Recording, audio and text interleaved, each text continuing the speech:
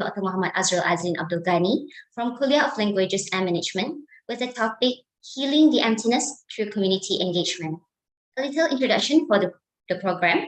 Murabbi in Action Talk is a monthly program organized by Office of Knowledge for Change and Advancement, or KCA, which serves as a platform for all IIUM community to share their effort and experience in implementing Syriacare academic framework.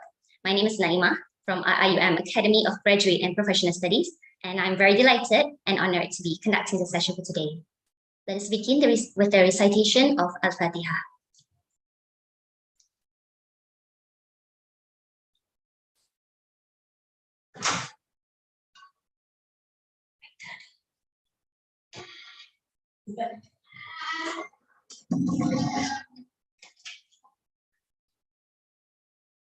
To all participants, please record your attendance. Link is available in the chat room, in Zoom, and also our IIUM official YouTube channel. Before we begin our program, it is my pleasure to have the Honorable Rector, Professor Emeritus Tan Sri Datuk Zulkifli Abdul Razak, to give his welcoming remarks. Over to you, Doctor.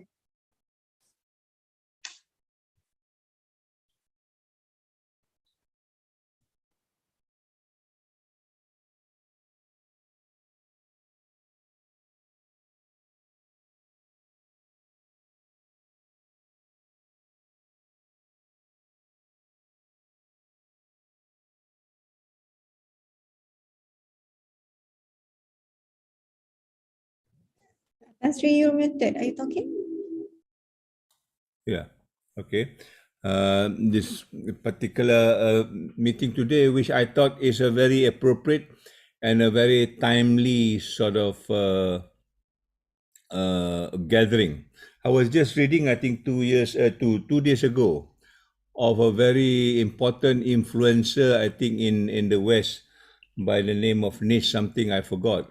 She has got 4.5 million followers as an influencer in social media, and she just committed suicide. I think maybe yesterday or the day before.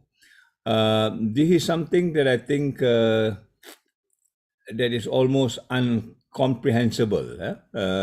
We thought people who are quote unquote well connected somehow or other are more quote unquote fulfilled in their life, but in many cases, and I think this is not probably the only one, probably this is the latest that I know, somehow or other got into a situation that they feel lonely despite the many things that's happening around this. And I think this loneliness is not just loneliness in the physical sense, but almost like what we're saying is that an emptiness, a kind of hollowness within you that you do not know what life means, and you probably also do not know how to cope with this kind of feeling, because this is something which is entirely new for many of us given the pandemic, right?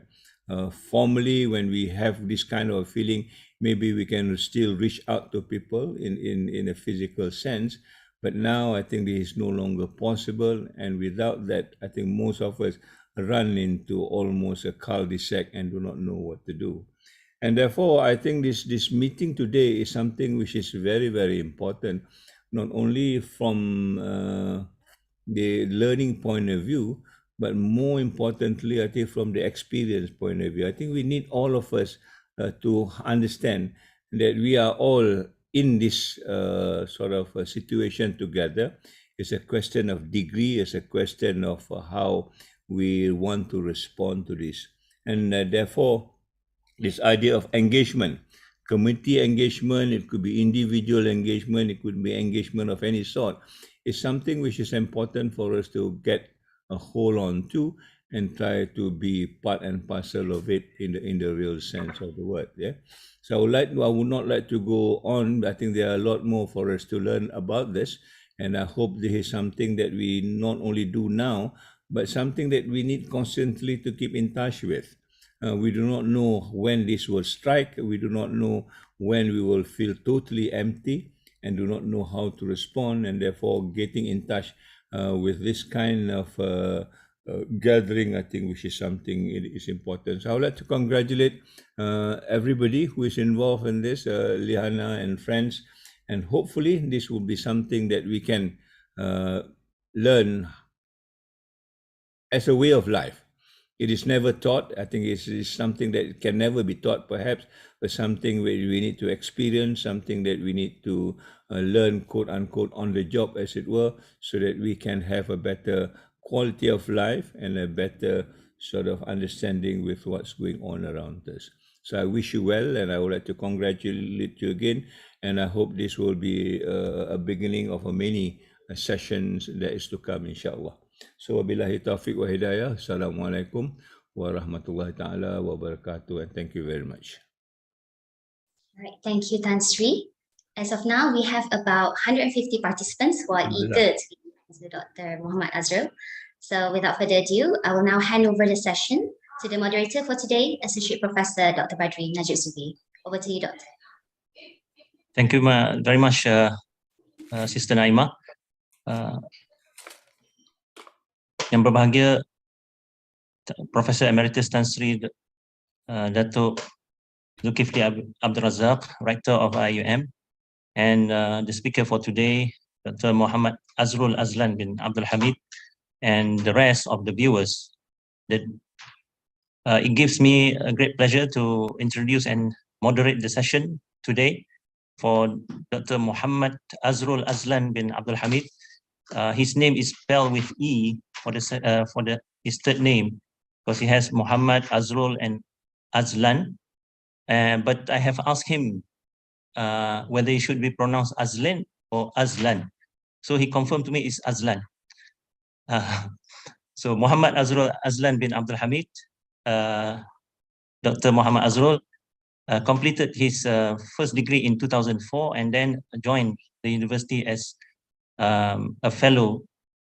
And then he went on to complete the master's program in IIUM itself. And after that, he completed the PhD degree in curriculum and teaching from the University of Jordan. He is currently a senior lecturer at the Department of Arabic at the Kulliyyah of Languages and Management in Pago. He is an active writer. He has produced many articles, not only in the index journals, but also in popular publications, respectable popular publications like magazines like Solusi, for example. He has a lot of good writings, good articles in there. And he is also a presenter in TV and also radio. Despite his tight schedule, he is also actively involved in the Tadabbur Center, of which he was one of the founders. He is currently the Dean of the Kulliyyah of Languages and Management, and inshallah, we'll be benefiting a lot from him in his sharing, which is entitled Healing the Emptiness Through Community Engagement. I'm sure we'll have an enjoyable afternoon listening to him. And without further ado, I would like to invite him now to start his presentation. So over to you, Dr. Muhammad Azrul Azlen. Thank you, my Sifu, Dr. Badri. Assalamualaikum warahmatullahi wabarakatuh. Alhamdulillahi Rabbil Alameen. Wassalatu wassalamu ala Rasulillah wa ala alihi wa sahbihi wa man wala. Rabbi shrah li sadri wa yassir li amri wahlul 'uqdatan min lisani yafqahu qawli, amma ba'd. Honorable Tan Sri Rector, Management of IIUM, Director of KCA, Dr. Lihana, brothers and sisters. First of all, I'm deeply humbled and honored to be the speaker of SAF Murabbi induction today.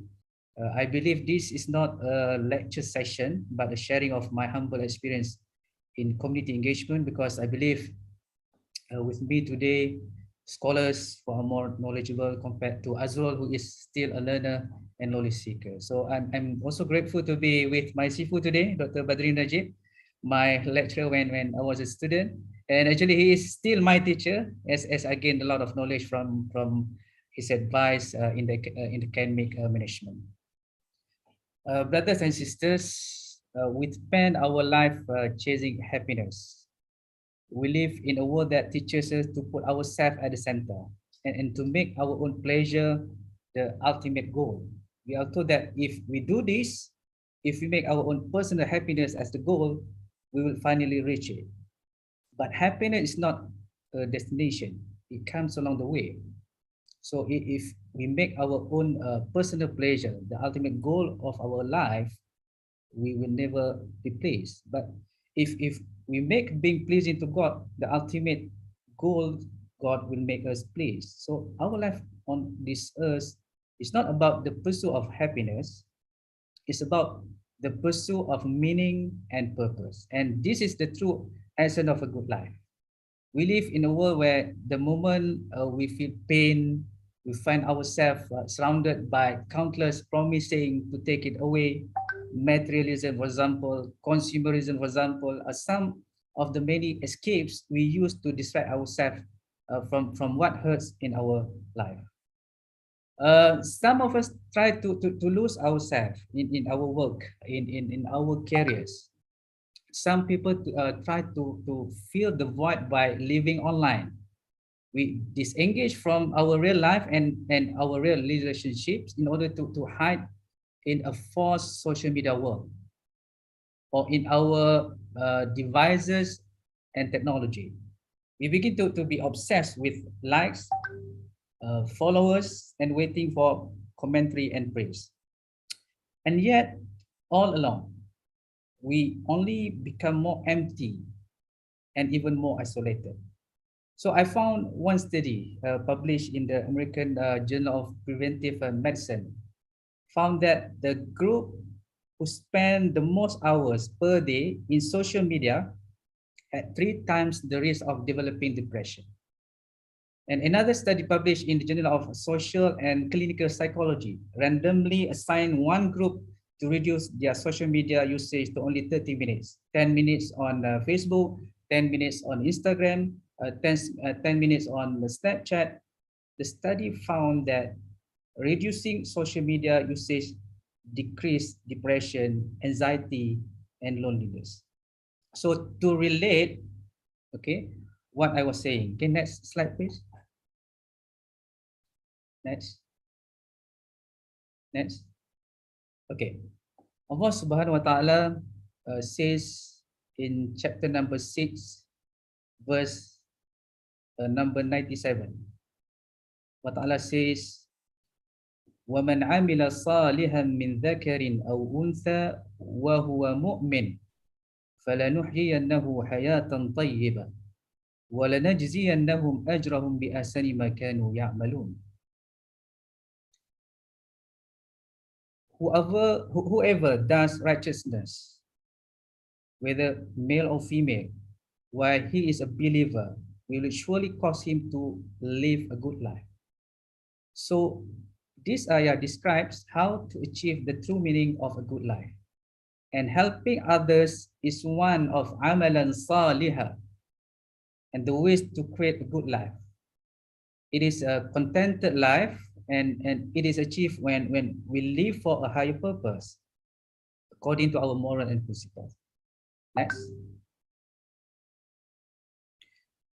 Brothers and sisters, we quickly normalize what we have. If we get a brand new car, at first, it is an amazing car. After a few months, it's just our car. After 4 to 5 years, we are ready for another kind of car because ours is getting kind of boring.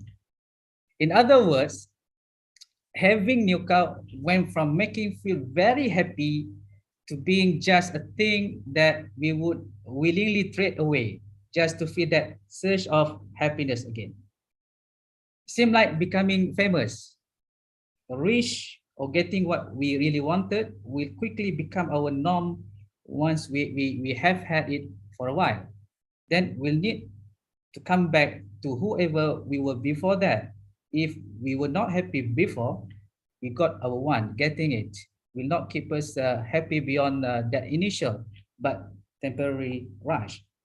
So how do we find happiness and feel the emptiness inside? So it is important to be happy by learning to live together. Next. Next. So this is why the Prophet Muhammad sallallahu alaihi wasallam, okay, when he mentioned, إذا مات ابن آدم انقطع عنه عمله إلا من ثلاث صدقة جارية أو علم ينتفع به أو ولد صالح يدعو له. When a human being dies, all of his deeds are cut off except for three types. Number one, an ongoing charity. Number two, knowledge from which others benefit. And number three, and a righteous child who makes supplications for them. So two of the three items in this hadith touch our engagement with people. How do we play our role in society? So we need to take a moment and look at our life. We will realize that we have everything, but something is missing. It is this missing thing that drives us to keep wanting and never be happy. We seek to keep fulfilling that emptiness or by seeking more things, achievements, promotions, awards. What is missing is something that we already have, but we tend to belittle.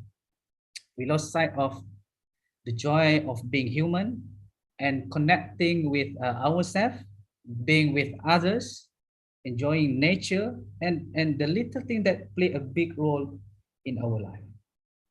Next. So in this context, I could say that service to others and understand others are proactive ways to increase happiness and well-being.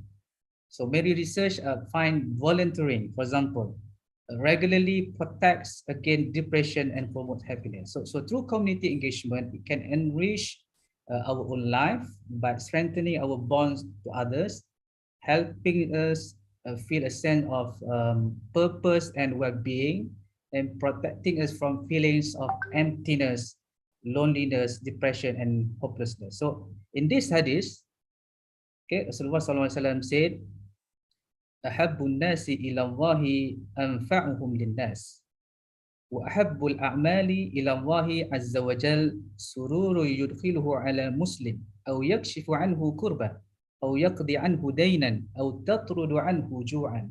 The most beloved people to Allah are those who are most beneficial to people.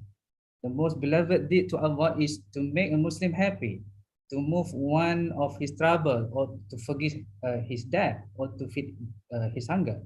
As we review Quran and Sunnah, we learn a powerful principle. Okay, Allah will treat us like we treat others. So this leads to an important principle. The golden rule say, treat others as you would like to be treated. But in Islam, we have another rule. Treat others as you would like God to treat you. So this is based on the hadith, La yarhamullah man la yarhamun nas. Whoever is not merciful to people will not be shown mercy from Allah. Next.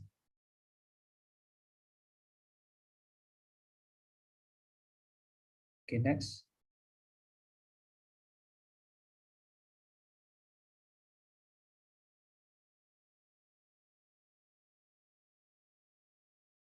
Okay, today I'm going to share my experience with Syriacare, where their core business is doing humanitarian activities. And my sharing today will drive you to understand how community engagement can help us in healing our emptiness. Before I start, let me brief a little bit about Syriacare. Syriacare is a humanitarian body that serves valuable aid to the victims of the Syrian conflict, including Syrian refugees in Turkey and Lebanon. Syriacare has been operations since I think 2014. So in their 8 years of operation, they have served and provided 8 inclusive refugee shelter of they call it Kampung Malaysia, Syriacare, or winter aid. They have education, open welfare, and also food welfare. So their goal is aimed towards the sustainability and continuity of helping the Syrian refugees for their life betterment. They also provide continuous assistance to the victim of humanitarian crisis in Syria. So today, I actually want to share a couple of things with you. Normally, every time I get asked to speak at event like this, I try to leave the audience with essentially one take-home message. And I feel if we can live with one take-home message, then I will have felt that I accomplished my goal. Next slide. So, brothers and sisters, a lot of time when we talk about helping other people, the focus is helping others because they need our help. This is the way we think. Helping others because they are going through difficult time, and they're all true. But a lot of time, the focus becomes helping others because they need us. So I am actually going to stand up here and say something totally different. I want to say that we help others because we need them. We help others because we need them. Because we are talking about people in Syria, we are talking about people in Palestine.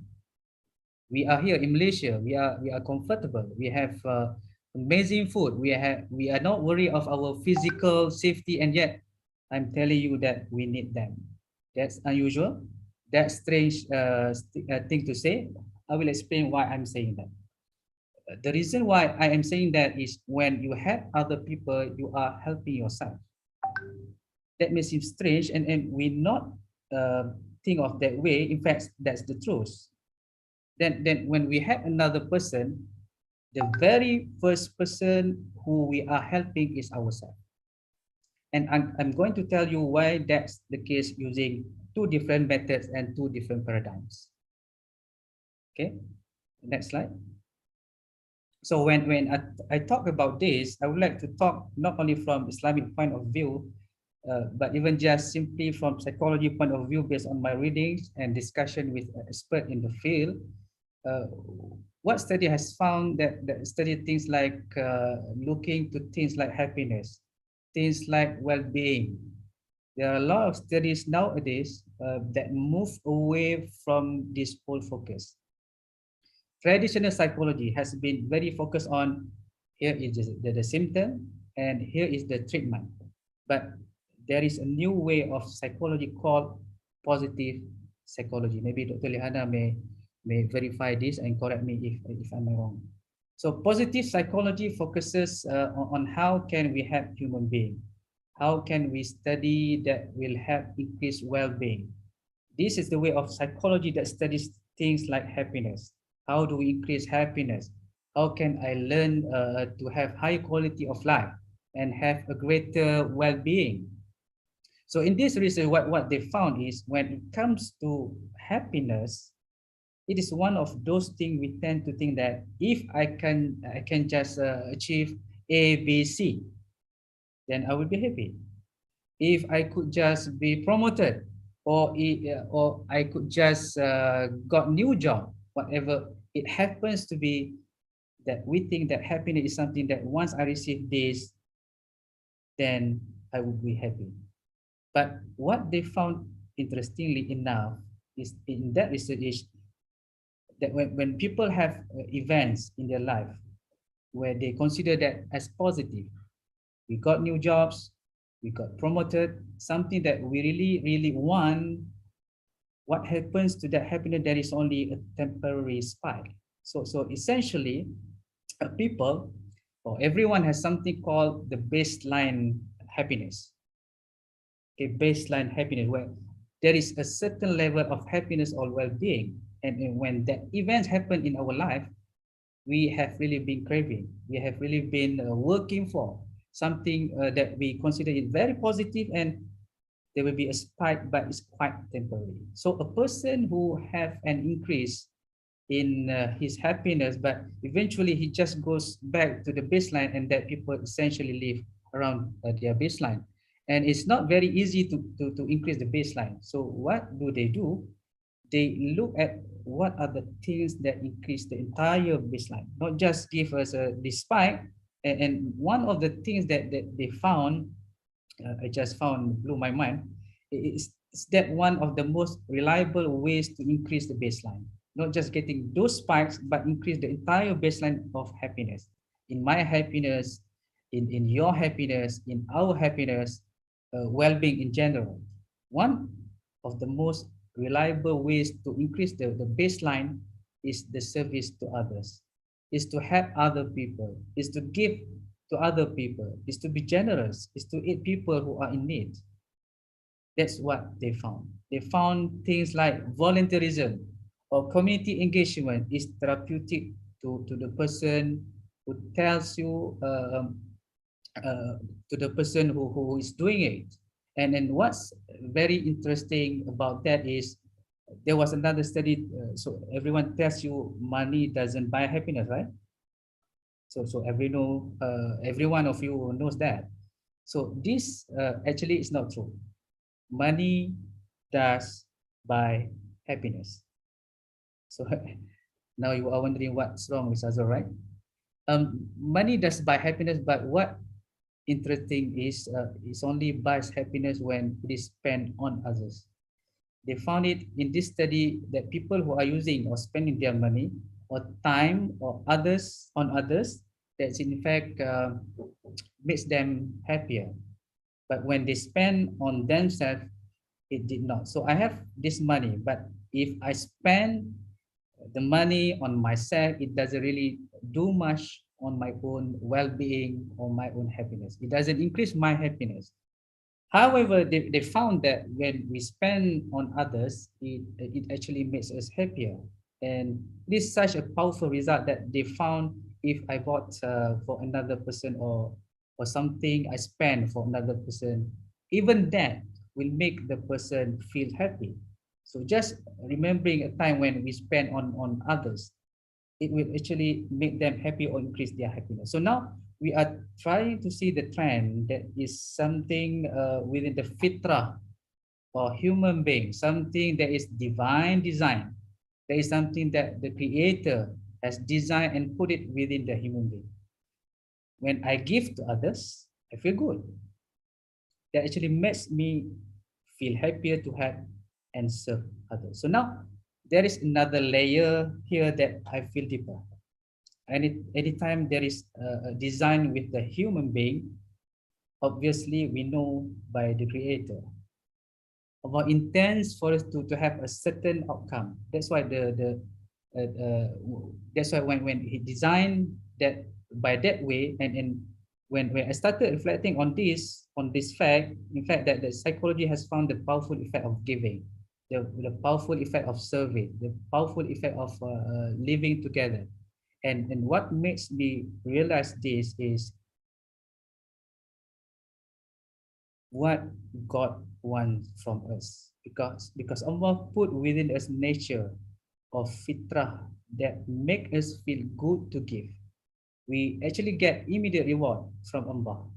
When I mean is immediate reward, before we wait the day of judgment. So just now here in dunya, even a person who doesn't believe in God, even a person who doesn't have faith, is gonna feel good giving.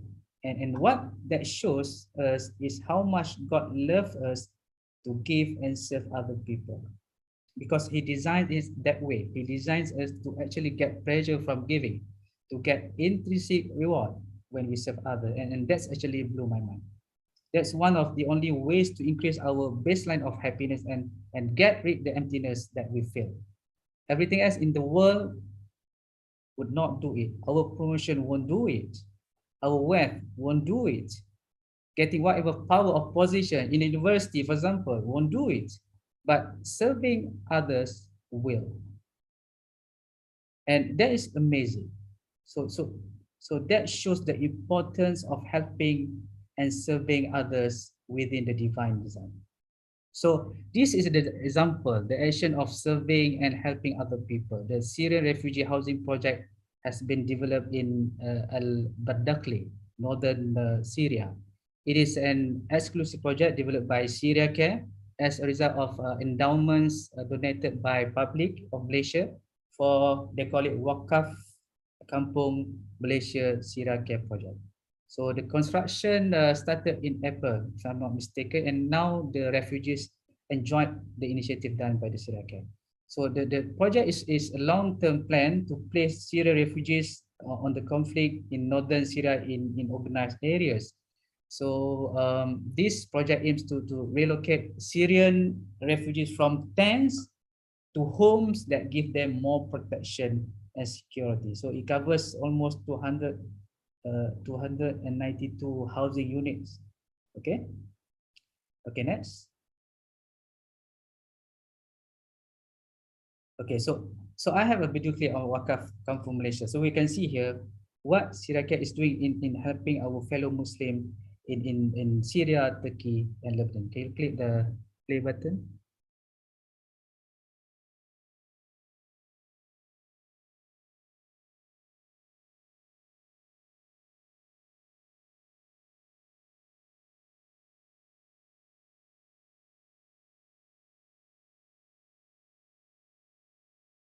I think we can't see the voice, right? There is no sound. One moment.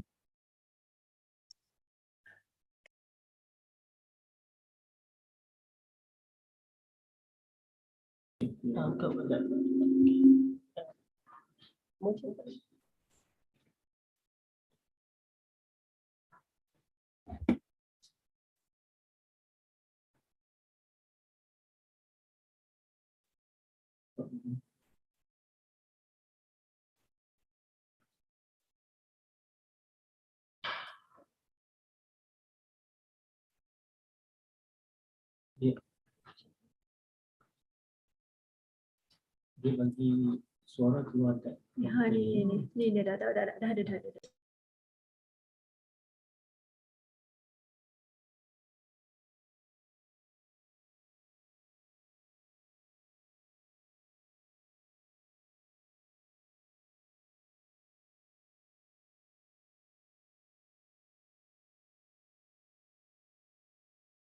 Idlib.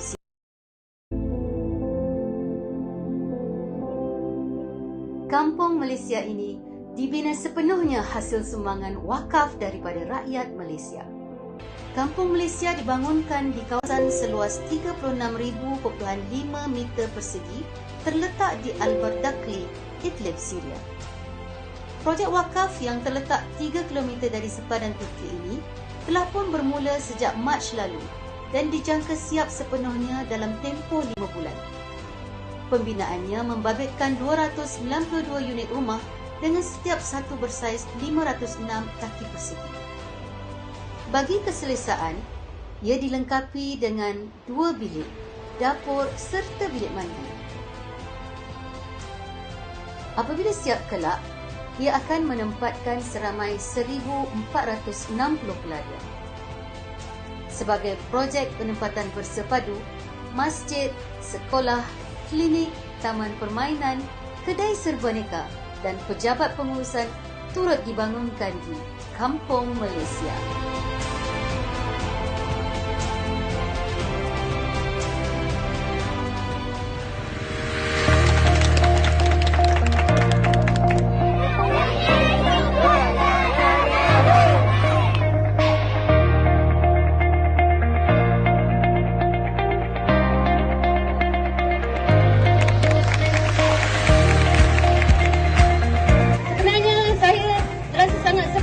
Mewakili anda semua berada di sini.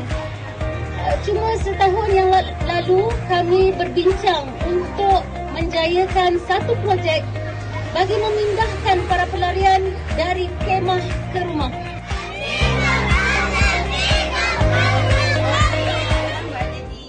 Di bangunan Sekolah Al-Fatih di Wakaf Kampung Malaysia, kita dekat balkoni ni, kalau nampak kat depan sini tempat dia orang berhimpun, ya, kat bawah tu.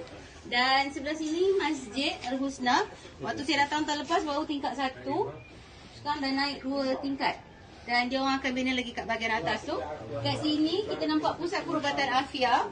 bangunan ni adalah wakaf dari kita, cuma ia diuruskan oleh IDA, satu NGO yang khusus menguruskan bahagian perubatan. Jadi kalau kita lihat di sekeliling kampung Malaysia ni masih banyak kawasan-kawasan kemah, ya. Sekeliling tu, kalau sebelah sana tu lagi padat kawasan kemahnya, tapi alhamdulillah kita telah berjaya untuk memindahkan mereka dari kemah ke rumah hasil sumbangan wakaf daripada anda semua. Jazakumullahu khairan katsiran. Aidilfitri di utara Syria seperti tahun-tahun sebelumnya disambut dalam keadaan seadanya. Meskipun diancam serangan, keganasan, kekurangan keperluan asas dan COVID-19, pelarian di sana turut membuat persiapan. Berbanding dengan sebelumnya, meskipun berlaku keganasan, namun tiada serangan besar-besaran dibuat ke atas orang awam pada Ramadan tahun ini. Keadaan melegakan mereka untuk menjalani ibadah puasa dengan tenang dan membuat persiapan meraihkan kedatangan Syawal. Bagi penduduk kampung Malaysia Syriacare di Al-Bardakli, utara Syria, Aidilfitri kali ini cukup bermakna. Setelah bertahun-tahun berada dalam kemah, hari raya kali ini mereka menyambutnya di rumah. والله الفرحة على وجوه الأطفال والرجال والنساء بحكم نحن أول عيد بنعيده في منازل من باطون، كنا نعين في المخيمات، كان وضعنا مأساوي جدا جدا. والله يعيد علينا وعليكم وعلى المسلمين أجمعين. الحمد لله الأمور تمام، وسكننا بها القرية الماليزية بها البيوت، وهي أول عيد بمر علينا بالقرية. الله يعطيهم العافية ويكثر خيرهم للداعمين. كيف شايف أجواء العيد؟ كيف شايف استعدادات الناس؟ العيد كويسة وكل العالم مستعد للعيد، لأن أول عيد بمر عليهم في القرية الماليزية. كل عام وأنتم بخير. كل عام وأنتم بخير، وكل الشعب والمناطق المحررة بخير إن شاء الله. Kini terdapat 258 keluarga telah dipindahkan ke penempatan berkenaan. Kampung Malaysia Syriacare adalah kawasan perumahan yang lengkap dengan segala kemudahan asas dan pembinaannya disumbangkan rakyat Malaysia melalui kutipan wakaf.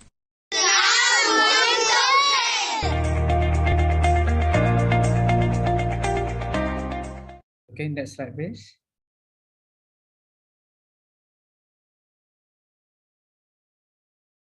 So, brothers and sisters, this is the starting point when I involved directly with Syriacare. So I really admire the way they work and the way they serve other people. So one day I was contacted by Syriacare staff inviting me to join this humanitarian mission together with Anwar Zain. And at that time I was thinking about my job, my meetings, workshop that I need to attend, and I don't think I have time to join this mission. And one more thing, I was in Jordan before. And I know full well that the journey to the Arab countries will not be easy, especially in Ramadan. So fasting over there can stretch some 17 hours. So that's quite an undertaking for all of us. So we were also informed that we may have to spend the nights in other people's home with no heater, or worse still, we may have to take respite just about anywhere safe. So the next day I woke up in the morning, I received a video of destruction in Syria and how they have impacted the survivors, who are mostly women and children. So the heart-wrenching video, especially the young children who lost their limbs and parents, moved me to tears. Having seen the atrocities of the civil war in Syria through the video, I hope at that time to be mentally and emotionally prepared to see them firsthand. So this is how Allah gerakkan hati, okay, for me to heal my emptiness when I was too busy doing my works, but I tend to forget my role, okay, for the community. So I said to myself that I want to cheer them up and help bringing the smile back.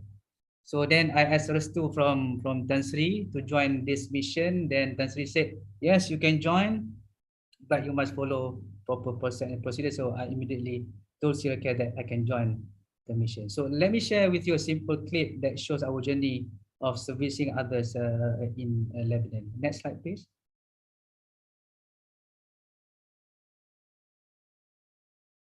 Syukur kepada Allah, tim misi kemanusiaan Syriacare yang pertama, grup yang pertama dah selamat tiba di Lubnan. Sebentar lagi akan menunggu ketibaan tim yang kedua, iaitu Anwar Zain, Dr. Azrul dan dua lagi sahabat kita.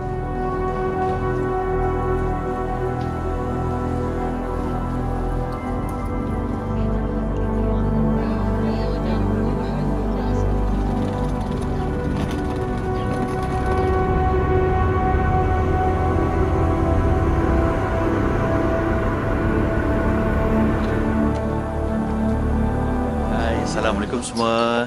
Alhamdulillah dah sampai ke tempat ni namanya Arsal, di mana saudara mara kita pelarian daripada Syria tinggal di sini. Perjalanan daripada Kuala Lumpur ke Doha sampai ke Beirut, berbukit-bukit, bergunung ganang, sangat-sangat indah pemandangan dia. Memang betul orang cakap tanah Syam ini sangat-sangat indah, sangat-sangat orang kata breathtaking. Dan kemudian bila kita bertolak daripada lapangan terbang Beirut tadi, dapat beberapa checkpoint lah yang bagi saya pengalaman juga lah, boleh tahan oleh askar, 2-3 kali juga ditahan dan berhenti agak lama juga untuk cek dokumen perjalanan dan sebagainya. Jadi Alhamdulillah perjalanan berjalan dengan lancar. Teruskan untuk memberikan derma, untuk memberikan bantuan kepada mereka, dan insyaAllah pada petang ni dalam tempoh seminggu 8 hari kami akan berada di sini untuk kita menyantuni para pelarian di sini, dan insyaAllah kami akan salurkan segala sumbangan anda kepada mereka. Okay, next slide please. So now let me share with you my experience, how community engagement can heal my emptiness, okay, our emptiness. Syukur kepada Allah, tim. Okay, can you press enter? Let's press enter twice. Okay, this is Balsam Special Needs Center in Arsal, Lebanon. Okay, it is center where its teachers and staff work very hard to provide best education for the special needs children. However, this center is lack of educational resources and proper facilities. When we arrive there, the children welcome with performance that touch our heart. When I look at them, I can't hold my tears out. I can't stop myself by thinking the children were affected by the war and now they are suffering and can't live like other normal children. So the struggles in the world will continue, but if we all do a little to help, those struggles ease and become smile for these children. Here I learned something which is very important. What is that? Gratitude. So gratitude helps people feel more positive emotions, release good experiences, improve their life, deal with adversity, and build strong relationship. Two psychologists, based on my reading, okay, Dr. Roberts of the University of California, and also Dr. Michael of the University of Miami, have done a great deal of the research on gratitude. So they found something which is very useful in the practice of gratitude. They mentioned that when a person is suffering from depression, when a person is suffering from any kind of difficulty, one of the fastest ways to come out from our own suffering is to help another person who are in difficulty. It is kind of a therapy for those who are suffering. Essentially, when I serve another person, I am actually helping and serving myself. As a result, our psychological state changes and the lens with which we process the world changes. Imagine a person who is always wearing dark lenses. The world will always look dark even if it's bright. Even if the world is actually very, very beautiful, just such a person will see everything as dark because their lens is dark. So psychologically, it is a matter of changing the lens to a brighter one. And spiritually, it is a matter of cleaning the lens. So this is part of the practice of purification of the heart. When we do this, it changes the way we see the world.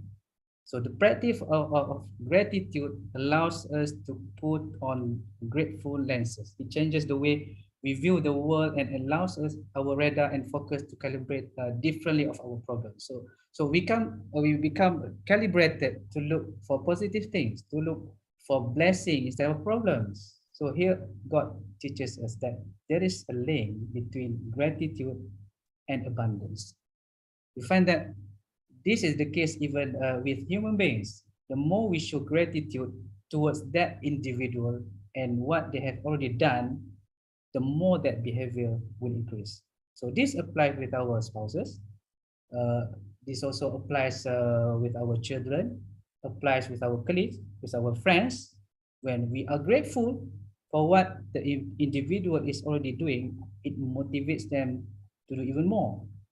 For example, our children, They are not motivated by criticism. They are motivated by appreciation. So with regard to gratitude and spirituality, I learned something life-changing. Many of us often feel that we are not doing enough. We may feel inadequate and frustrated when we don't live up to our own expectations, or when others, like our family, friends, do not live up to our expectations of them. When this happens, our response is typically to focus on what's missing in our efforts or in the efforts of others we care about. So we focus on what's missing in hopes of increasing it. Instead of focusing on what's missing in our deeds, what if we show gratitude to Allah for the spiritual gift He has already given us? Maybe we are not able to stay up all night for ibadah, but Allah allows us to make heartfelt dua or pray some portion of the night, or maybe He allows us to have another person in need or to be at the service of our family. So when we show gratitude for the gift He has given us, He gives us more, and all good comes from Allah. So we must be careful not to take credit for our own worship or good deeds. So our prayer is not a gift from us to God, it is a gift from God to us. So for me, gratitude is also an antidote of envy. Often what keeps us unhappy is that when we look at our own life, we focus on our hardships rather than our blessings. This is our problem. And then what makes us envious of others is that we flip the equation. With others, we focus on their blessings, but not their hardships. When it comes to us, we focus on our hardship, but we forget the blessing given by Allah Subhanahu wa Ta'ala. And like mentioned by Tan Sri just now, social media is a dangerous platform for those who are famous, who are Insta famous, for example, influencers, for example. Social media is a dangerous platform for this cute focus. Okay, where we focus more on hardship, but we tend to forget our blessing. So the social media is a place to see the blessing of others while hiding their hardship. So this is the reality. Okay, when we focus on our blessing, okay, we no longer feel poor compared to others. So this is the way we think when we look at others, when we deal with people.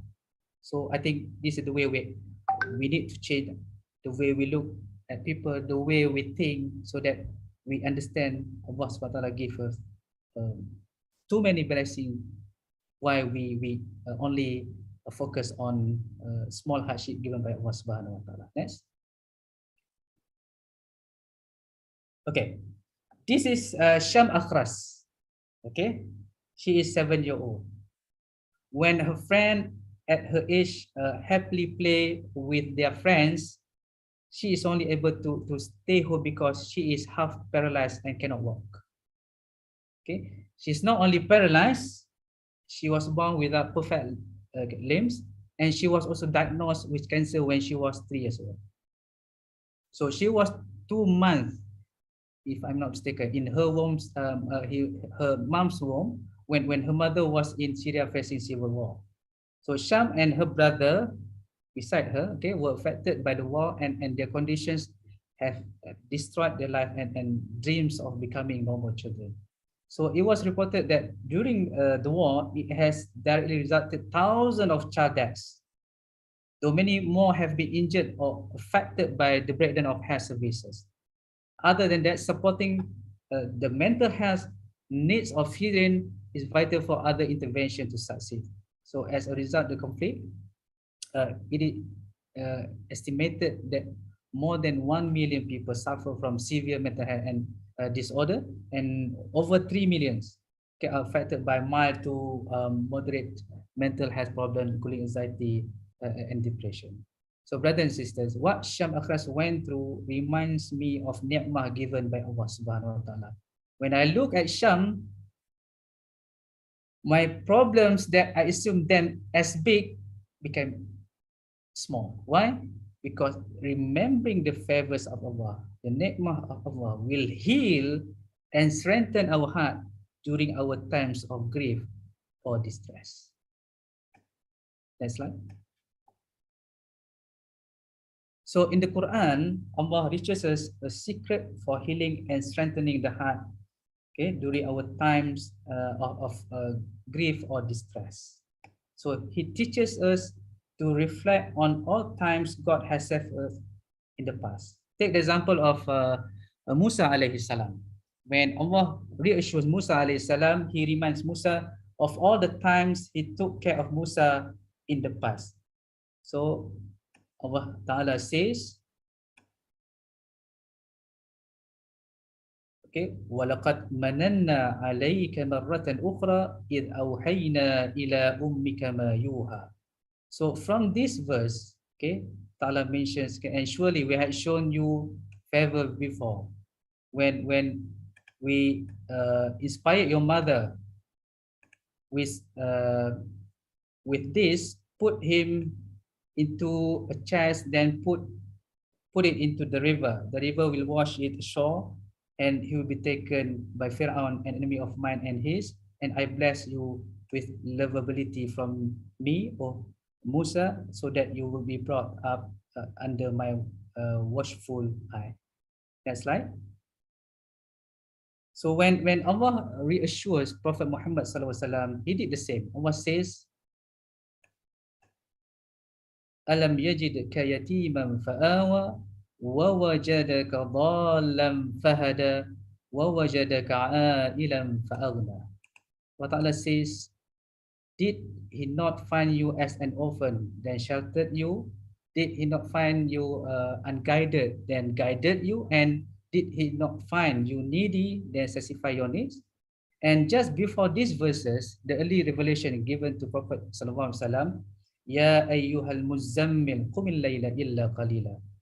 Allah says, Qum, stand. So when we find ourselves in distress, or even falling into despair, remember that the favors of Allah upon us and all the times He has saved us in the past, this will heal us. It will strengthen us, and it will allow us to stand again. Next. So the last second day of the mission, okay, we visited a man selling perfume. Okay, upon entering his house, I saw a man who covered both his legs, was reading the Quran. So knowing our present, he finished reading the last verse and placed the Quran on the table and smiled at us. So a happy sign to see the guests present. So he approached us only with both hands clasped. Okay, so my emotion at that time was eager, wanting to know what had happened to him. So I began to unravel the question that was playing in my mind by asking him what has happened. Then he began to say, defending religion is obligatory. Defending the country and the family is also obligatory. Then he showed to me a video on YouTube when he was hit by a bomb. And he said to me, I myself saw my right leg separated from mine when hit by a bomb. After being taken to the hospital, my left leg was shaheed. And what he said to me, he said, Alhamdulillah ala kulli hal. I still have Allah. Allahu Akbar. How great is this man's soul? Di bibirnya hanya ada Alhamdulillah dan Allah walaupun kakinya sudah syahid. So his reply reminded me the story of Prophet Musa alaihi salam. Next slide. So when Musa alayhi salam stood at the Red Sea and Fir'aun's army was behind him, and he got a very serious problem. He was trapped in front of the sea, and at the back, Fir'aun and his army approached him. He looked trapped, But what was his focal point at that moment? What's the answer? Allah. You see the difference?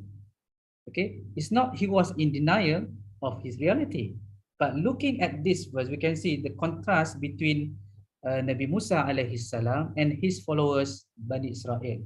Bani Israel started to despair because their focus was on the problems, not the solutions. فَلَمَّا تَرَاءَ الْجَمْعَانِ قَالَ أَصْحَابُ مُوسَى إِنَّا لَمُدْرَكُونَ. When the two groups came face to face, the companions of Musa cried out, "We are overtaken for sure." So from this verse, we can see that their focus was on the army, on the problem.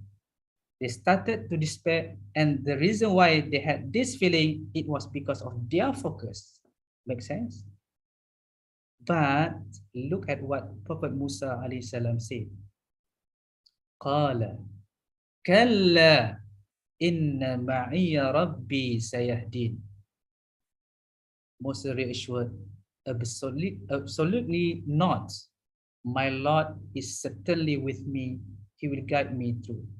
So when his people started to despair, but Musa alayhi salam focused his heart on only one thing. What is that? Allah. And he said, Kalla. You see the complete contrast. He said, absolutely no. Kalla in Arabic means no way. Absolutely not. And he said, indeed, my Lord is certainly with me. He will guide me through. So the focused vision of his heart allowed his feet to remain firmly planted at the peak of his trial. Okay, he was aware of the problem. He was not in denial, but his focus was not on the problem. His focus was on Allah. Okay, on the solution. So Musa alayhi salam had total conviction and trust in Allah, but he also did not stand passively. His heart took the internal action of tawakkul, trust, but Allah instructed him to also take external action.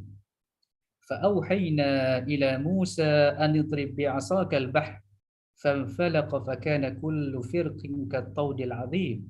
So we inspired Moses, strike the sea with your staff, and the sea was split. Each part was like a huge mountain.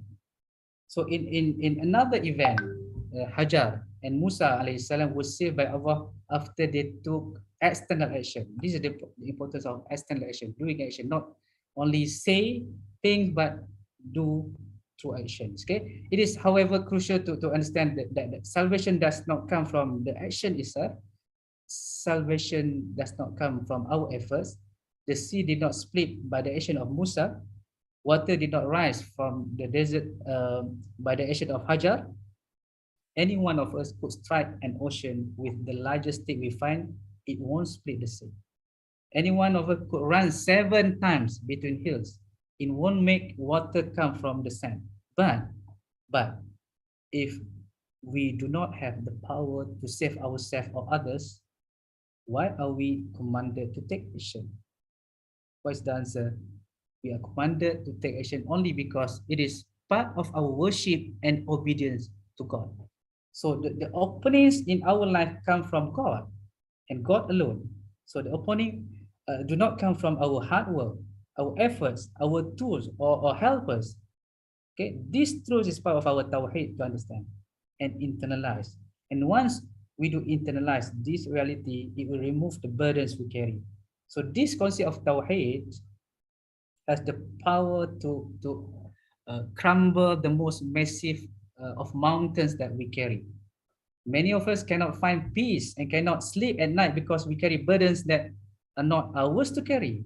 We carry the burdens of solving every problem, saving everyone we love, fixing everything that's broken around us. But we cannot. We cannot solve or fix or save anything. Only God can. So we must put down the mountains we carry on our back.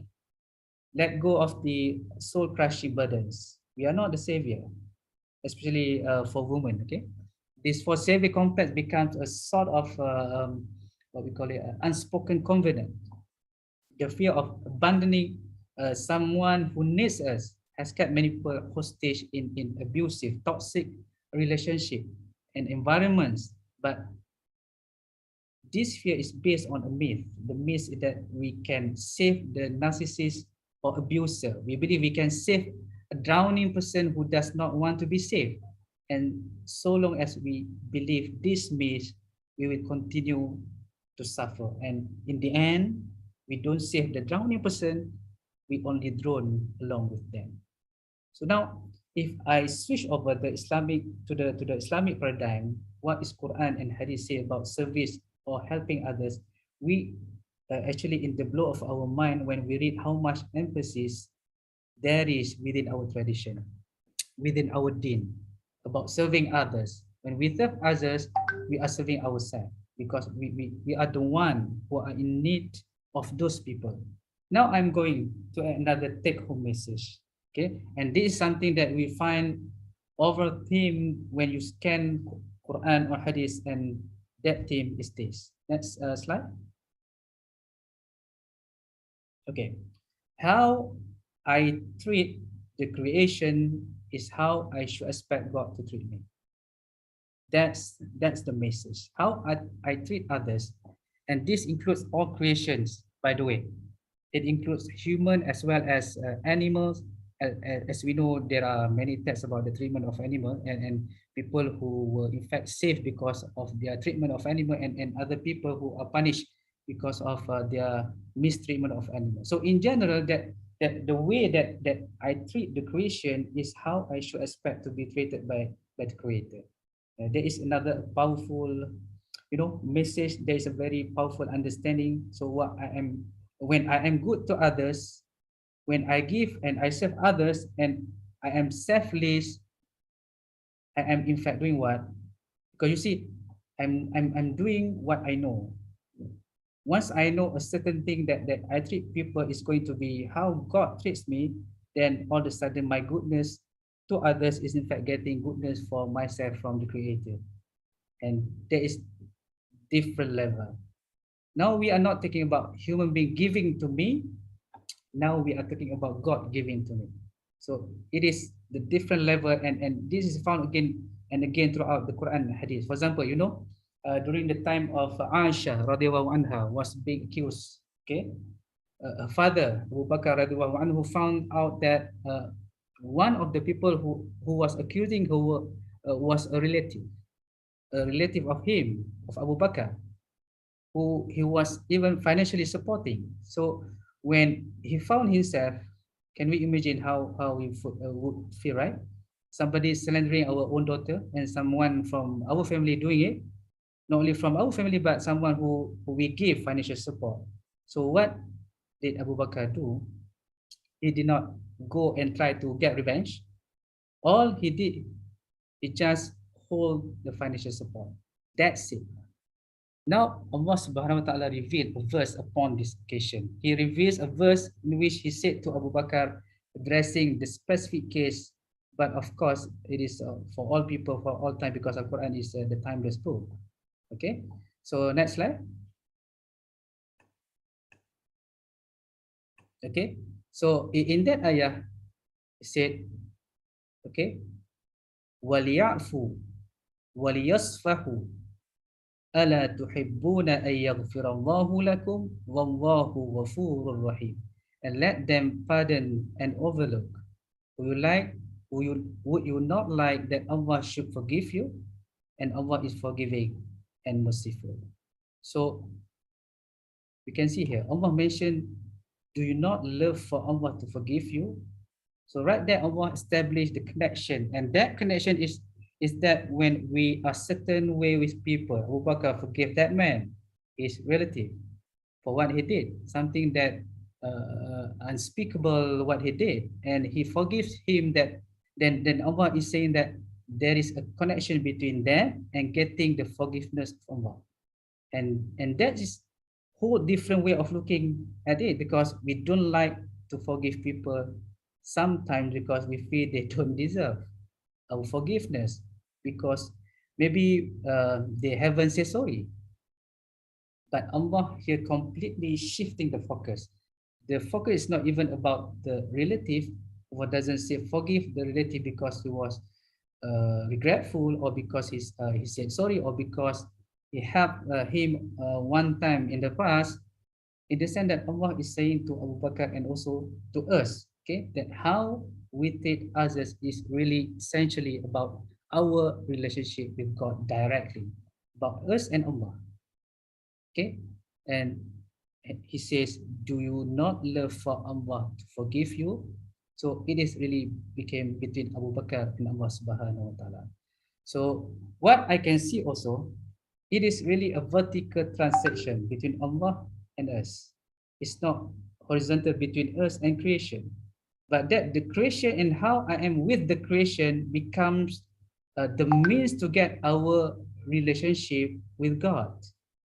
That is really very mind-blowing. It changes the way we interact, because now if I expect that my return will come from Allah, then I no longer expect it from the creation. This will create people who are generous, or people who are giving, forgiving, and serving others. We get paid from Allah, and Allah has an account which is infinite. It doesn't run out of payment. It doesn't run out of blessing and mercy. And there is a hadith that actually mentioned this. Those who do not show mercy to those on earth will not be shown mercy from the one in the heaven. So Allah will not show mercy to a person who doesn't show mercy to people. And what we have always to keep in mind is how I am with people, how I am with creation. Okay? In a reflection, how God with us, not only in this life, but also in the next as well. So I have spoken so far about the reward in this life, and there is a reward. In fact, that first I said that is intrinsic, immediate reward in this life, in that I actually feel happier, and it is an elevation of my own pain to have another person who are in pain. Not only the intrinsic immediate reward in this life, but on top of that is that I will also be blessed by God in this life. So any amount of money that we give for the sake of Allah, it always gets returned to us. When it gets returned to us, it usually multiply. It is very difficult to say. If you try it, you know it. It's experiential. So that we in fact do not lose our money when we give. It becomes like an investment. So to conclude our discussion today on healing the emptiness through community engagement, I would like to bring your attention to reread and understand the meaning of Surah Al-Asr that we read almost every day. Next slide. Okay, so when we want to emphasize something, we say Wallahi. So Allah also makes oaths by His own creation. As you find in this chapter, Allah makes oath by time. Wal-Asr. And we actually study the surah. The scholars say that by understanding this surah, we can understand the whole deen.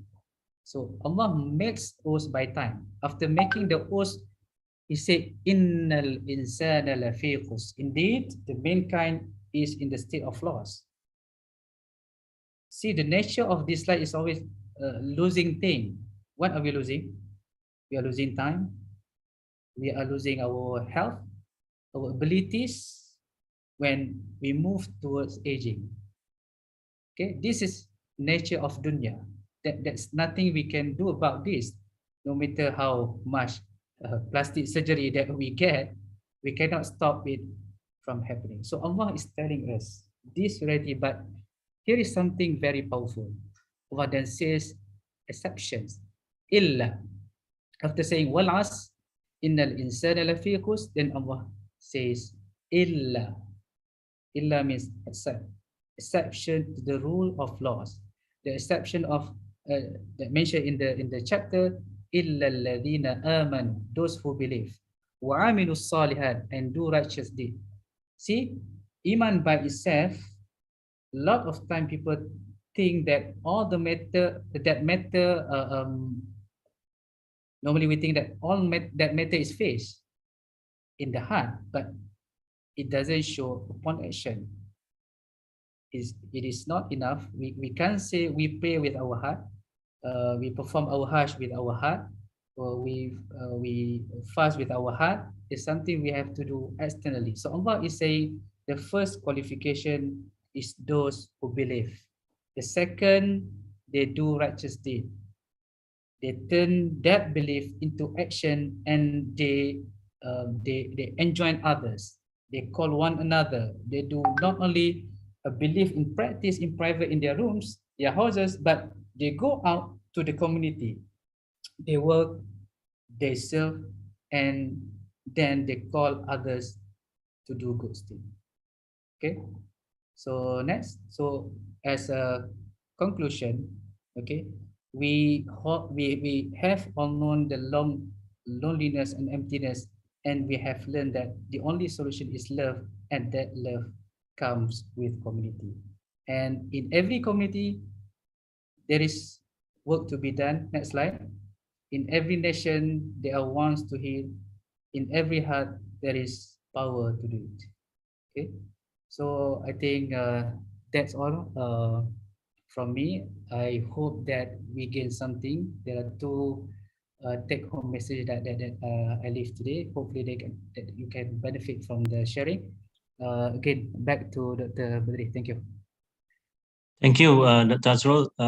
It's heartwarming and inspiring for all of us, and especially with regard to those who participate, for example, in the project that you have shared, seeing the houses and seeing the happiness on the faces of the children is something that is really, really amazing. And may Allah subhanahu wa ta'ala give us strength to continue in this journey and to give you the same for your own personal journey.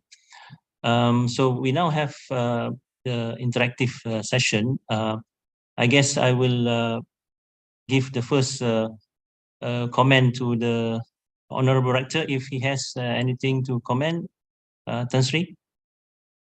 Certainly. Assalamualaikum. Thank you very much, Azrul, for bringing the message home as we move into this whole idea of engagement, community engagement in particular. I think you have nailed it on the head that engagement is something that is part of us. Actually, when we do engagement, we are actually doing a favor for ourselves rather than only people outside. While I take your message that we need to go to faraway places where we could, but I also want to urge ourselves just to look around us. There are many Syrians around us, there are many Palestinians around us, there are many Yemens around us that we tend to ignore sometimes because we are focused on something else. So I think very much as far as university is concerned, this is what we want to do. What about our own surrounding, which I think it is very, very immediate, that we need to do something which is not as difficult as you have gone through.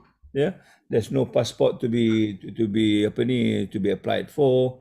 There's no all the barriers that you talked about. Here is something that we willingly want to do. And I hope this will be the spirit of this university moving forward. Somehow or other, community engagement has become, quote unquote, a hot topic. I was told that there was a big meeting in Bintulu just the last 2 days, that all universities are called upon to talk about community engagement. But I am still very skeptical whether the community engagement that we talked about are focused the way you have focused it, or is it because of something else? I think this whole idea of where we're going to take this community engagement and for what reason and what for is something that this university must be very sensitive to. It is not because other people do it and therefore we also want to do it. It's not because we want to do it because of fame, name, and whatever we talked about it. It is a duty to perform, part of the educational mandate that we are so lucky, and that luckiness is what we talk about, the gratitude and how we pay back. So if that message goes through today, Alhamdulillah, Azrul, you have done tremendously well, and I hope those listeners will spread this message further. Let's not argue about whether how many credits are we're going to get. Those are just like, like the examples that you get. The focus is not how many credits that we're going to get. The focus is how much we can give to other people so that we have fulfilled our duty to Allah subhanahu wa ta'ala. So thank you very much. I'm very, very delighted that this is a discussion that we have had today, and I hope this discussion will continue and expand, and so that this university will be a university that all of us can be proud of as far as engagement is concerned. So wabillahi taufiq wa hidayah. Assalamualaikum warahmatullah. Thank you very much. Waalaikumsalam. Now we will allow others to ask questions or to ask questions so that Dr. Azrul can respond to. There are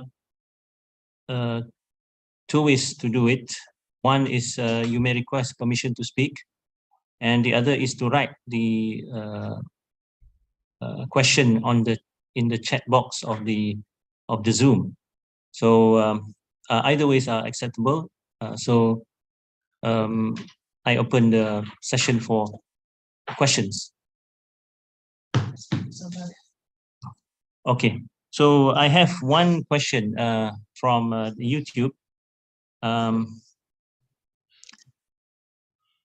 It's quite a simple question. Not all people want to sacrifice their time for community engagement. So what is your opinion?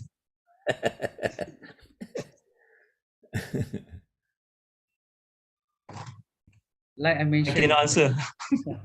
like I mentioned just now, doing community engagement is part of us. Okay, so when we think that doing community engagement is not part of ourselves, so we do nothing.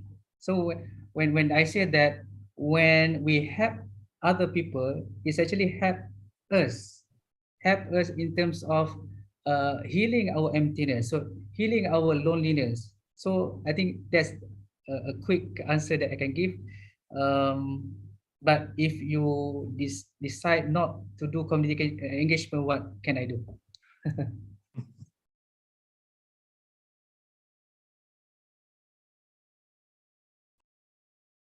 think that's a quick answer that I can give.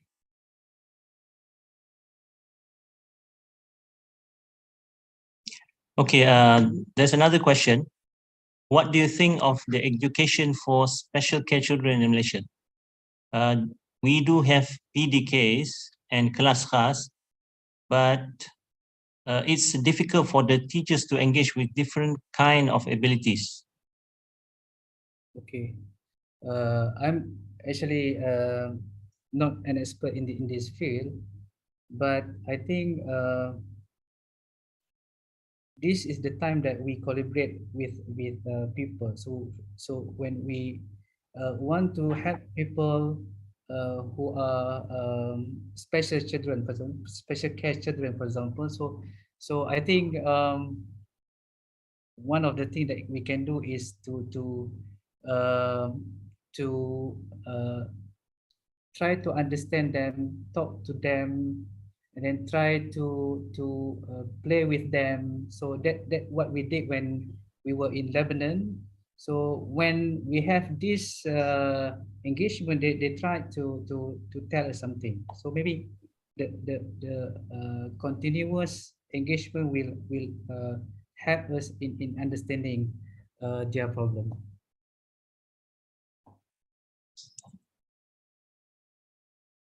Okay, another question again.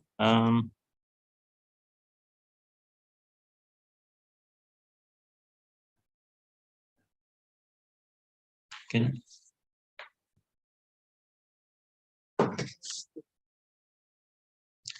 Okay. What is your suggestion to encourage others to participate in community engagement?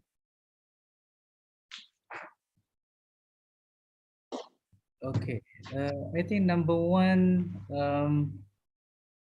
we need to understand the community engagement is not like we call it something that on top what we are doing. So So to join community engagement, number one, we need to have passion. We need to understand the need of others. So maybe if we help people now, people will help us in future. We do not know. So this kind of thinking that we can say to ourselves. So when people who are in need, then we need to talk to ourselves that we must have. Okay, community engagement is not we are not talking about giving money. Okay, we are not talking about giving big facility. For example, a small thing can be considered also as community engagement, but the passion should be there, and first you need to mingle around with the community so you understand their own problems. So when you mingle around with them, then you understand your role in that community. So just do our best to help the community.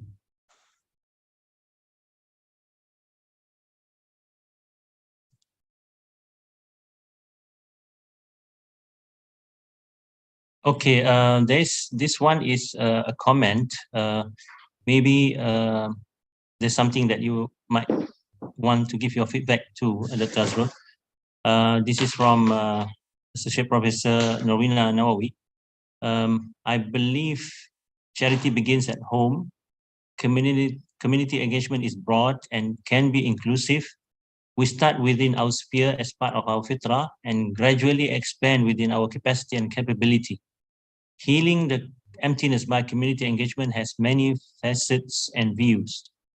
Perhaps Dr. Azrul can bring another dimension new home as everyone is capable. Okay, I think it's a good comment given by Dr. Norwina. Like I mentioned in my presentation, okay, community engagement, okay, should start, okay, from ourselves, from our family. So just simple thing, okay, when we bring our son to mosque, for example, okay, just train him, okay, to give donation, ringgit, RM2. So we can start at with our family, so that it can build a sense of giving to others. So when we have this sense of giving to others, then it can grow, okay, our dimension of looking at people. It can also grow our dimension in terms of helping other people. So I totally agree with what mentioned by Dr. Noina. So healing the emptiness by community engagement has many facets and views. So we try our best, okay, to heal the emptiness, to make people do not focus totally on social media, but living in a world that they do not understand. Okay, so it's a good suggestion, and it's a good comment given by Dr. Nomina. Okay, may Allah bless us. Okay, another comment, which for which they would like your feedback. It goes like this: so whatever the engagement the parents have, the parents can bring the kids together with them. This will reduce their dependency on computers and gadgets, so that they will enjoy the positive impact of community engagement too. So the question is, what do you think? Yeah, Dr. Badri, okay, and also maybe Dr. Sahela, okay. I think sometimes we need to disconnect to reconnect. Okay, we need to disconnect to reconnect, because the problems that we are facing now in terms of what we call it, depression, stress, and so on. Okay, it started when we are too focusing on the gadget. So I think when we bring our kids together with us doing community engagement, this is part that we can disconnect them and reconnect them with the community, so that they forget for a while to play with their gadgets. Yeah. What are the ways to increase community engagement awareness so that more people can come on board to be involved based on their own abilities? Okay, so what we did with Syriacare, okay, we bring those the influencers in the society so that they can deliver the message to the society, to the people. Okay, so I think in our university, what we can do is we have so many professors, okay, prominent professors, for example, or lecturers who are well known, for example. So bring them together and try to engage with them and okay, seek help from them to convey the message of community engagement, so that when those people, okay, they come together and try to make people understand what community engagement is all about. So after that, people will come slowly, but again, they will get something from the influencer or from the lecturers or our professors.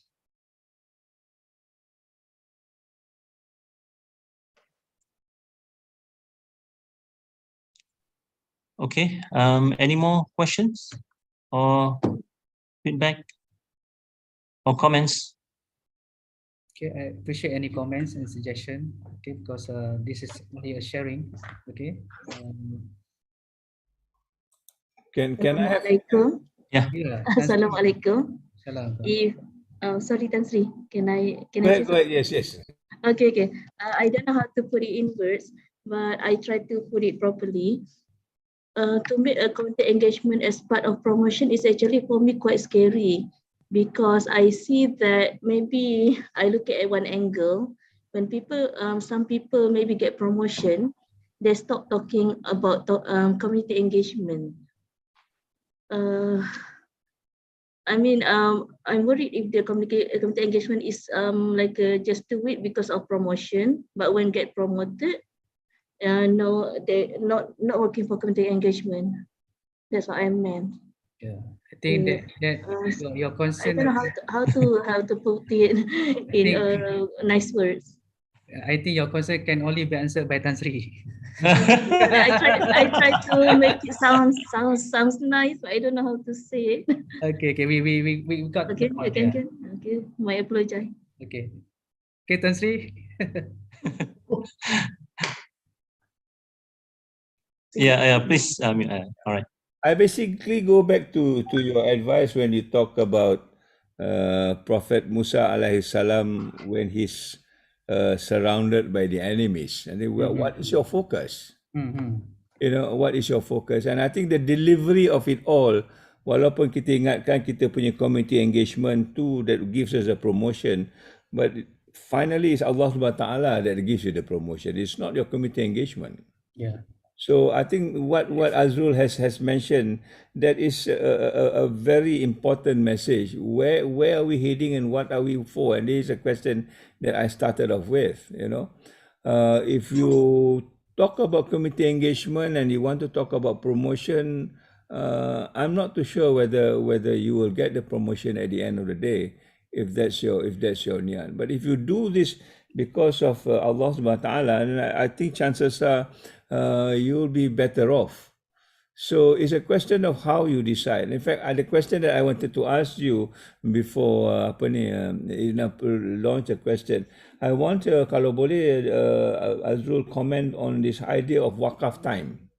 Wakaf time is essentially that I just want to give my time for the community, and I don't expect any return at all. You know, and that's a training that I think at the end of the day, when we give sadaqah to people, we don't say I'm going to give the sadaqah to this makcik today so that I get $2 back because I've given her one ringgit. You know, we don't do that. We just give it because we think this is our duty to do it.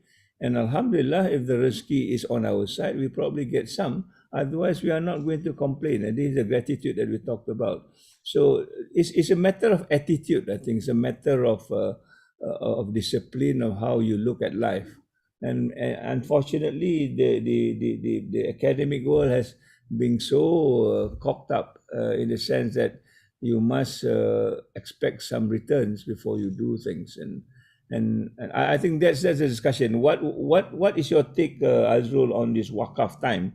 How should we proceed? Would it be independently pursued without any interest at all, but just for the pursuit of pleasing Allah subhanahu wa ta'ala, or is it something else that we want to talk about? Okay, nanti just my quick comment. Okay, I think this wakaf time is kind of encouragement for people to do extra thing, okay, for the community, for example. Okay, but in Islam we have ikhlas and also we have istikhlas. Ikhlas is we sincerely do things because of God. But to get ikhlas it's not easy, Tan Sri. Okay, that's why we have another term, we call it istikhlas. We push us to be ikhlas. So wakaf time is part of istikhlas. When we want to push people and then they do the things, the community engagement and so on, then after that they get something, what we call it ikhlas. So I think we can proceed with the wakaf time, but at the same time we need to educate people. We don't want people to just do things because of they want to be promoted or they want wakaf time so that at the end they can be promoted or they can get something in cash, for example. So I think we can encourage people, but at the same time we need to educate them. That's my take, Nazri. That is the other group who wants to do wakaf time but without involving wakaf time. Maknanya dia buat secara diam-diam je. Dia tak mau register. He doesn't want to be known lah. Okay. I'm doing it for that, perhaps that class that you talked about, that you do it very quietly, you do it for your own satisfaction and you don't want it to be known that you are doing this. And I think that's another level of maybe keikhlasan kot. I'm not too sure. Maybe that we are talking two different points. Number one is to do things because of Allah. Number two is in terms of management, because one to what we call it, to key in the data that we have. We do community engagement outside, but we don't report, for example. So they will still not know. So I think these two things we need to discuss further. Okay, those who do community engagement, but they don't want to tell university, for example. So this is part of management. I think that we can discuss further. Yeah. Okay, there's a question here. How do we create balance between helping those who are far away and those who are closer to home? Okay. That's in light of according to this, that's a good answer. Is the pepatah Melayu on this applicable? Anak keluar di hutan disusui anak sendiri, mati kelaparan, something like that. Okay, the answer is if we cannot do all, okay, don't leave all. So it means that, okay, the priority is to give to help people who are in our community first. That is the priority. Okay, and then you can go outside. So, but the priority should be given to our community. But again, every group, every people, they have their own role. Someone, for example, Syriacare, their focus is on the people in Syria. So we cannot say you cannot do work over there, you must do work here in Malaysia. We cannot say that. But in Malaysia, we have so many NGOs that look into the problems of our community. So everyone will play their role. So don't use one point to blame another. So just play our role, so then we will live in peaceful, inshallah.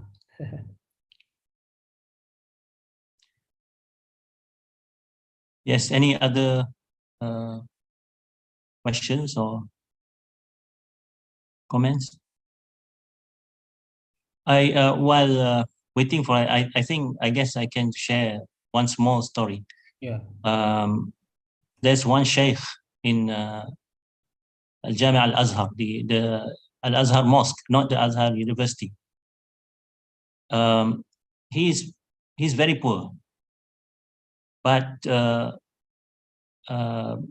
you know, the former Mufti Sheikh Dr. Ali Jum'ah used to come to him and, you know, recite also the Quran in front of him.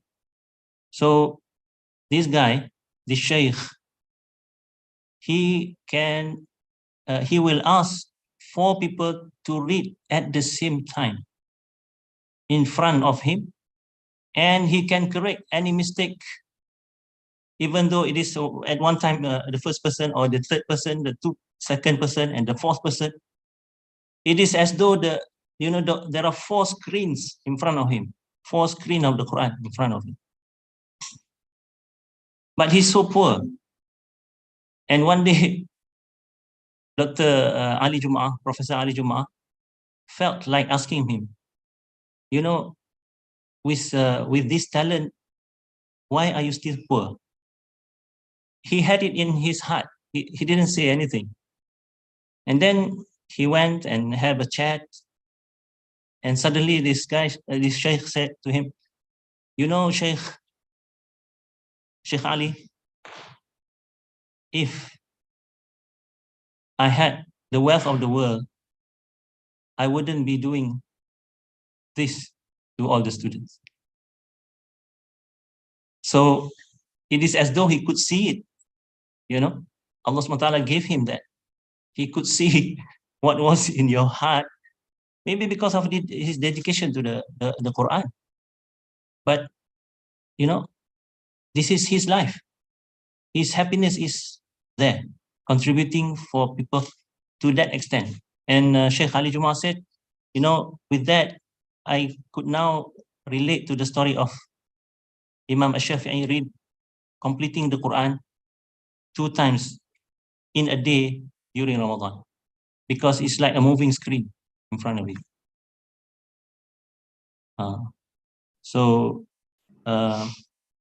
Thank you very much. I think we can conclude for our session for today.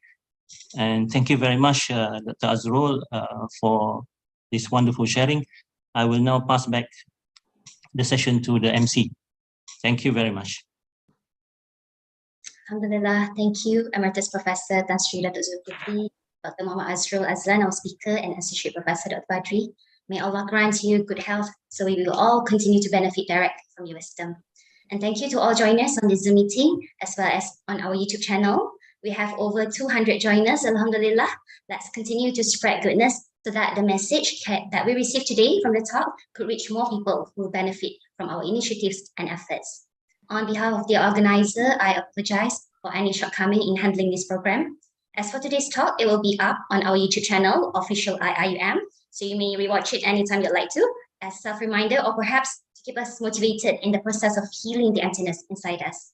With this, we have come to the end of the session. Together we make dua. May Allah continue to provide us with His guidance and protection. Thank you again, everyone, for joining the session. We'll end the meeting with Tasbih Kafarah and Surah Al-Nas.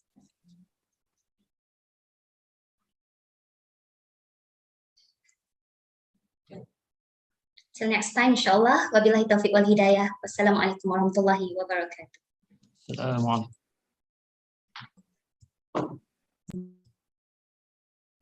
Okay, thank you. Thank you, Tan Sri.